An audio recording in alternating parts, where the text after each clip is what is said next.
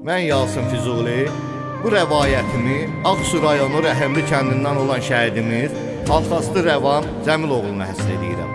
Atasından xatirə, Allah cəm şəhidlərimizə rəhmət eləsin.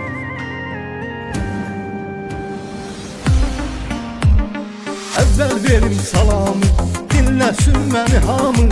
Yazmışam bir rəvayət, bunlar doğrudur əlbət. Şəhidimiz haqqındadır, igidimiz haqqındadır. Şəhid Alxastı Rəvan, əsl igid qəhrəman. 96-cı ildə, yanvar ayının birində, o Ağsu rayonunda, Rəhimli kənd ünvanında göz açıb bu həyata, sevdim anayla ata. Rəvan uşaqlığından, hələm uşaq çağından, işləyib zəhmət ilə, böyüyüb əziyyət ilə. Keçir xeyli zamanlar, ötür bir neçə anlar. Gedir hərbi xidmətə, xidmət edir dövlətə. O aprel döyüşündə, həmin döyüş günündə qanı durdu düşmənə, qardaş halaldır sənə. Xidməti vurur başa, qaydır evlə birbaşa. Yenə işləyir zəhmət ilə, kişi kimi qeyrət ilə. Qazanır halal çörəyini, təmiz tutur ürəyini. Bir gün götür qoy eləyir, özünə gözəl toy eləyir. Olur iki övladı, Ruqaya Məhəmməd adı. Ailəsi uşağıyla, iki yanan çırağıyla xoşbəxt həyat yaşayır o, həyat yükün daşıyır o.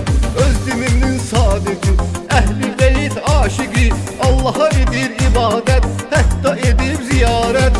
Məşədi və Kərbəlayı, hər gün edib duayı.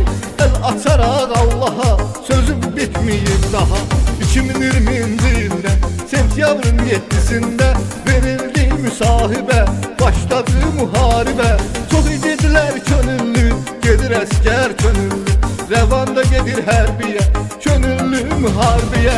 Döyüşürdü qabaqda, düşməni dağda dağda. Döyüşdən doymuyurdu, ölümdən qorxmuyurdu. Su qovşan döyüşündə, həmin döyüş günündə getdi cavan canından, o son damla qanında. Şəhidlik oldu qisməti, bitdi şəhid şərbəti. Şəhid xəbəri gəldi, igid xəbəri gəldi. Doğma olanın bana, neynəsin ata-ana. Oğul bir bağlayırdı, ürəyini dağlayırdı. Ürəklər dönüb dağa, tapşırdılar torpağa. Allah rəhmət eyləsin, məkanın cənnət eyləsin. Rəvan kimi oğlanları, candan əziz canları heç vaxt unutmaq olmaz, yaddan çıxartmaq olmaz. Onlar tarix yazdılar, torpağımızı aldılar. Biz borcluyuq onlara, igid qəhrəmanlara. İndi sən cəmaətim, ey xalqım, ey millətim. Bu olan həqiqəti, yazdığım rəvayəti. Rəvanın atası danışdı, yandı ürək alışdı. Mən də götürüb qələmimi, çəkib kədərimi, qəmmi. Hamısını yazdım dəftərə, çatdırıram sizlərə. Şəhidlər ölməz etvar, vətən ölünməz etvar. Şəhidlər ölməz etvar, vətən ölünməz etvar.